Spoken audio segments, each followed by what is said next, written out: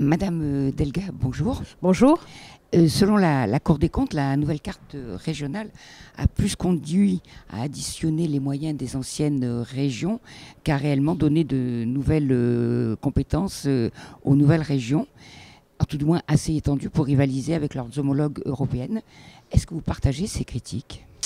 Pas en totalité. Alors, s'il est vrai que les régions françaises n'ont pas les mêmes capacités financières et surtout l'autonomie financière qu'ont les autres régions dans les pays européens, je pense que ces nouvelles régions qui ont en fait des tailles plus grandes mais aussi des compétences renforcées, que ce soit dans le domaine des aides directes aux entreprises, que ce soit dans le domaine du transport, elles sont une vraie réussite.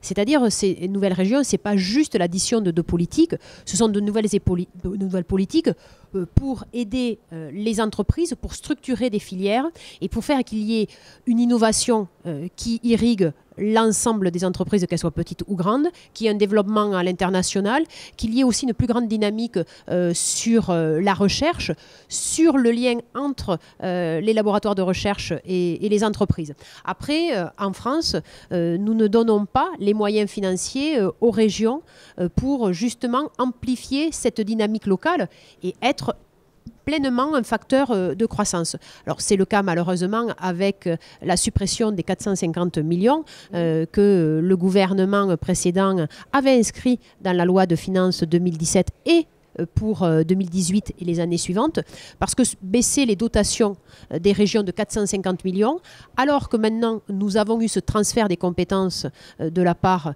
des départements, cela est en effet préjudiciable. Ce sont les entreprises qui vont être les premières pénalisées, et c'est quand même terrible. Avec le taux de chômage que nous avons en France, je pense qu'on doit être toutes et tous mobilisés pour créer plus d'emplois.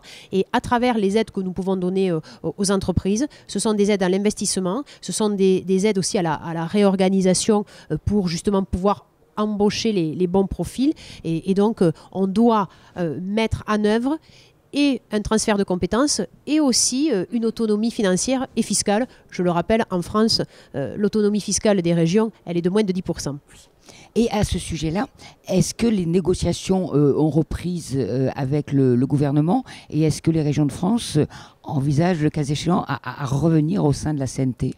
Alors, nous avons demandé au Premier ministre d'être reçu et je pense que notre nouveau président de Région de France, Hervé Morin, qui a été élu ce matin à l'unanimité, eh bien, je pense qu'il va... La première démarche, c'est demander ce rendez-vous entre le Premier ministre et l'ensemble des présidents de région. Les régions, elles veulent travailler, bien sûr, pour la France et elles investissent pour la France. Ce sont des acteurs majeurs de la croissance. Mais nous devons également être dans un pacte de confiance et pas uniquement dans un contrat budgétaire. Dans un contrat budgétaire qui nous baisserait les dotations et qui nous enlèverait toute capacité de décision sur nos budgets. Nos budgets, ils sont votés dans les assemblées délibérantes. Nos budgets, ils ne sont pas décidés ni par le gouvernement ni par le préfet. Nous avons été élus. Nous les débattons, ces budgets, avec l'ensemble des conseillers régionaux. Nous avons des comptes à rendre à nos concitoyens sur la bonne utilisation de l'argent public, mais nous ne sommes pas sous la tutelle de l'État. Et dans ces conditions, dans ce contexte, les régions sont-elles prêtes à signer ces fameux contrats pactes financiers avec l'État, fixant un ratio de hausse de leurs dépenses de fonctionnement ? Je pense qu'on doit être dans un contrat de partenariat. On ne peut pas indiquer qu'on veut un monde où il y ait de l'initiative, où il y ait de l'innovation, et en même temps mettre des carcans, des contraintes sur l'ensemble des collectivités locales.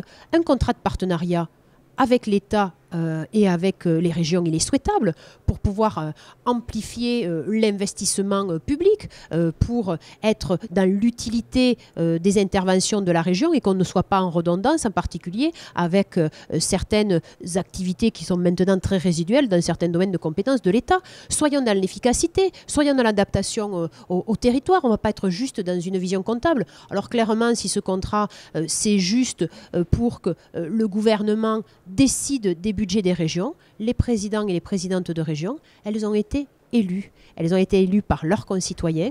Nous avons, et les uns et les autres, des programmes à réaliser en étant très attentifs sur l'utilisation des deniers publics. Moi, sur les comptes administratifs, ma progression, elle est de 0,9%. Donc, sur les dépenses de fonctionnement. Donc, je suis attentive à ce que nous puissions investir. La région Occitanie, c'est la région qui investit le plus en France. Donc, les élus locaux, le message qui est important, c'est de dire que nous sommes des élus responsables. Parce que nous sommes en proximité. Nous, quand une action elle n'est pas réussie, on se fait engueuler. Et c'est normal. Et surtout, nous menons des politiques qui sont adaptées aux besoins de nos concitoyens, aux besoins des entreprises.